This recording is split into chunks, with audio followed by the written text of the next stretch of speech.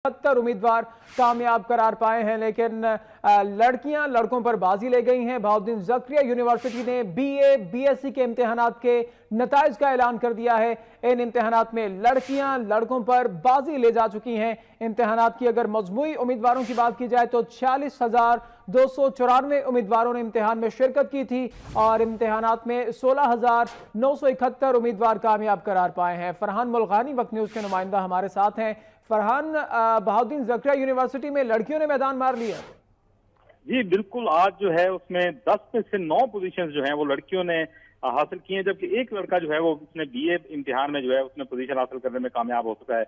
यहाँ पर मैं आपको ये बताता चलूं कि जो बीएससी का इम्तिहान था उसमें महविश नसीम ने 707 नंबर लेकर जो है पहली पोजीशन हासिल की, जबकि हफ्सा नईम जो है उन्होंने 697 मार्क्स हासिल करके जो है वो सेकंड पोजीशन हासिल की है। इसी तरह बीए में जो है राहत हमीद हैं, उन्होंने 626 नंबर हासिल करके अव्वल पोजीशन हासिल की है, जबकि मुबशर हुसैन है और ये